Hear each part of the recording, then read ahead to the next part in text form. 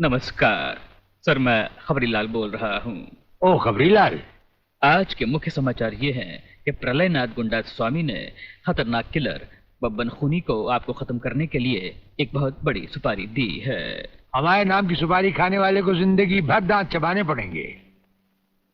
ये हमारे नाम की सुपारी खाने वाले चमगादड़ के खाने पीने का ढाबा कहाँ है खबरीलाल? शहर से 40 मील दूर काली पहाड़ी के पीछे उसका एक अपना बहुत बड़ा मैंगो फार्म है। आज के समाचार समाप्त हुए।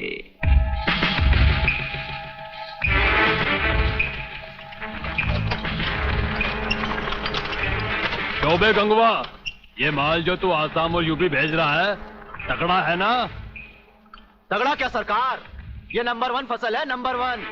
अरे 25 मीटर दूरी पर जाती हुई गाड़ी को ये ऐसे उड़ाता है।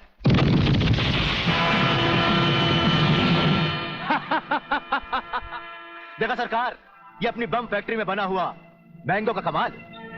यूपी और असम में आतंक फैलाने के लिए ये माल तो ठीक है, पर मुझे वो माल बता जो ब्रिगेडियर सूर्यदेव सिंह को उसकी गाड़ी के साथ जलाकर उसे राख कर दे। वो भी तैयार है सरकार। ये देखिए छोटा सा हापुस जो 50 मीटर की दूरी पर जमीन पर गिरते ही ऐसा फटता है कि मरने वाले की हड्डियों का सुरमा बन जाता है। ये देखिए।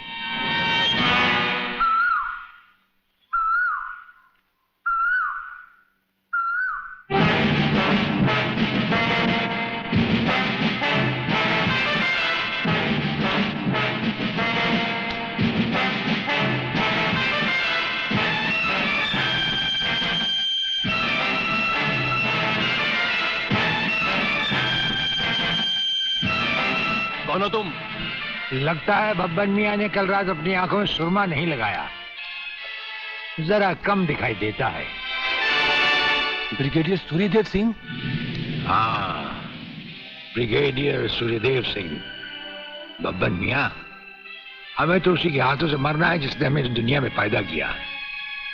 तुम सब अपने आप को हमारे हवाले कर दो, वरना तुम्हारा बनाया हुआ आमों का बागीचा तुम सबका अपने हाथों से बनाया हुआ कब्रिस्तान बन जाएगा।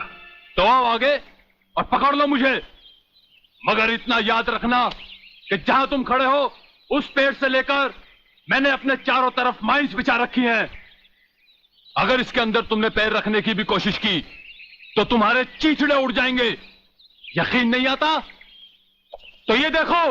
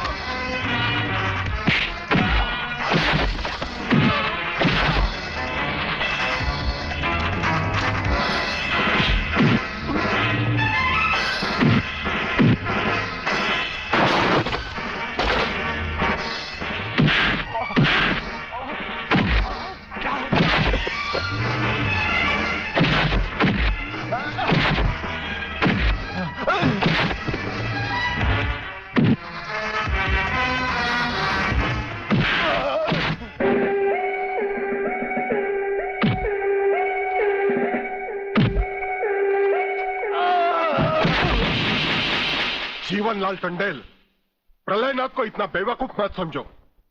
सारे शहर के पुलिस स्टेशन से पता लगाकर ही तुम्हें फोन किया है। अगर होम मिनिस्टर होते हुए तुम्हें यह पता नहीं है तो मुझे कल तुम्हारा रेजिग्नेशन चाहिए, समझे? अरे मैं जानते हो बब्बन और उसके साथियों ने जबान खोल दी तो सूर्यदेव सिंह हमारे लिए नर्क के दरवाजे खोल देगा। जल्दी से पता लगाओ और उन सबको छुड़वाओ। Yes, DCP Pathania speaking. अरे इंग्लिश को मारो गोली और हिंदी में समझो। मैं जीवनलाल बोल रहा हूँ, जीवनलाल टंडेल। ओ सर, आप कहिए क्या हुक्म है सर? मुझे सिर्फ 1 घंटे में यह बताओ कि सूर्यदेव सिंह ने जिन जिन को गिरफ्तार किया है वो सब कहाँ हैं, और मुझे 4 घंटे के अंदर अंदर उन सब की जमानत चाहिए, समझे? मगर सर, सूर्यदेव सिंह के बारे में जितनी जानकारी आपको है उतनी ही हमारे डिपार्टमेंट को, और हम उसे ज्यादा कुछ पूछ भी नहीं सकते क्योंकि यही हाई कमांड का ऑर्डर है। वो रहता कहाँ है? वो भी नहीं मालूम। ये भी नहीं मालूम तो फिर ये बताओ कि वो मिलता कहाँ है? मैं उससे आज ही मिलना चाहता हूं। सर वो रोज सुबह सीबीआई ऑफिस में 12 और 1 के बीच में आते हैं सर। सर, ये लिस्ट उन लोगों की है जिन्हें आपसे मिलना है।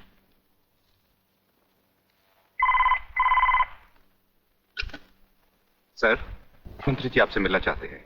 हाँ, टंडेल का नाम है क्या इसमें? जी नहीं sir.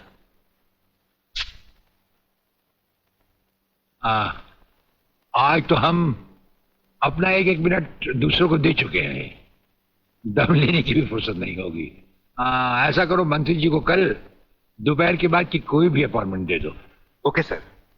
Sir, you can't meet him today. अरे अंग्रेजी को मारो गोली और हिंदी में समझो। इस राज्य के मंत्री से मिलने के लिए उसके पास वक्त नहीं है। मैं पूछता हूं वो हमारी खाता है या हम उसकी? इसमें आपकी और हमारे खाने की बात कहां से आ गई? ओह, तो ये है ब्रिगेडियर। आप यहां अचानक आ पधारे हैं और हम आज का सारा वक्त औरों को दे चुके हैं। आखिर हम सब जनता ही के तो सेवक हैं। कुर्सी मिलने पर ये समझ लेना कि सारी सरकार आप ही की है, इसे हम कैसे मान लें? आप मुझे ये न समझाएं कि सरकार किसकी है। आप सिर्फ इतना समझिए कि आप एक सरकारी नौकर हैं और आपके सामने खड़ा हुआ ये इंसान इस राज्य का मंत्री है।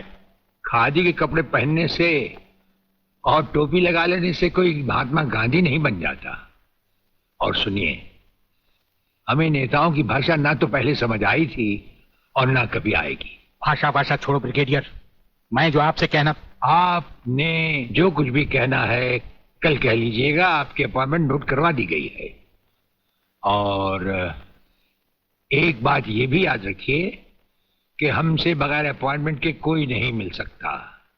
और जहां तक हमारा ताल्लुक है, हम किसी से भी किसी वक्त भी कहीं भी मिल सकते हैं, हमारा जब दिल चाहे। शायद आपने वो लेटर नहीं पढ़ा जो सेंट्रल गवर्नमेंट ने आपको भेजा है। उसमें खासुल खास ऑर्डर है कि हमारे किसी भी काम में कोई भी दखल अंदाजी नहीं कर सकता। नमस्कार। नमस्कार।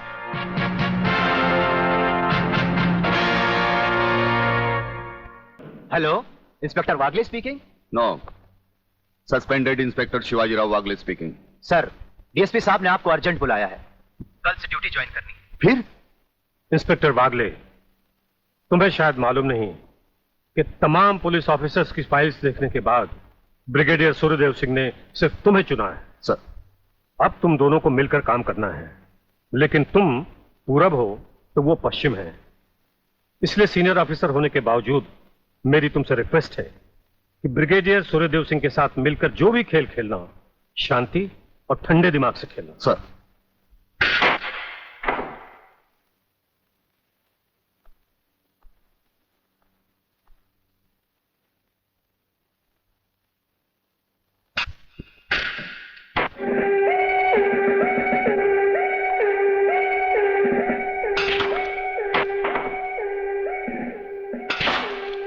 बड़े प्यार से खेलते हैं आप। असली खिलाड़ी मरने वाले दुश्मन को पता भी नहीं चलने देते कि कब होगी उसकी मौत। तो फिर प्रलयनाथ को छोड़ क्यों दिया? क्या उससे गले मिलने गए थे? गले मिलने गए थे? उसके गले का माप लेने गए थे कि वो फंदे की मौत मरेगा या हमारे पंजे की। वागले, गर्मजोशी अच्छी चीज है लेकिन हमेशा काम नहीं आती। तुमने तो देखा ही होगा, इसी गर्मजोशी की वजह से तुम कई बार सस्पेंड हो चुके हो। नौकरी की परवाह है किसको? यहां है कौन अपने पीछे रोने वाला? इस ईमानदारी की वजह से बहुत कुछ भुगता है, कोई तकरार नहीं है सर। लेकिन ये गुनाहगार कानून को हाथ में लिए फिरते हैं और मैं हमेशा कानून के दायरे में रहकर काम नहीं कर सकता। अपना तो उसूल है, पहले लात, फिर बात, उसके बाद मुलाकात। भाई वागले, अपना तो उसूल है, पहले मुलाकात, फिर बात, और फिर अगर जरूरत पड़े तो लात। बड़ी उम्मीद थी आपसे, लेकिन अब पता चला आपका रास्ता अलग, मेरा रास्ता अलग। आप नरम खून के, मैं गर्म खून का। हम एक साथ काम नहीं कर सकते सर। वागले, तुमने समझा कि जिंदगी में सिर्फ तुमने ही बहुत कुछ खोया है। इस इंसान को देखो, जब चाहता ये घर बसा सकता था, लेकिन नहीं, इस अकेली जान को हमने अपने देश के लिए उठा रखा है। दोनों का मकसद एक है, मंजिल एक है, सिर्फ रास्ते अलग अलग है। नहीं भागले, हमारे रास्ते भी एक हैं, मंजिल भी एक है। और फिर इतनी बड़ी दुनिया में तुम्हारा कौन है? कोई भी नहीं, सिवाय फर्ज के। इस दुनिया में हमारा कौन है? कोई भी नहीं, सिवाय फर्ज के। अगर फर्क है तो सिर्फ सोचने के ढंग में और काम करने के तरीके में। अब हमें इस फर्क को मिटाते हुए ये युद्ध एक साथ लड़ना होगा।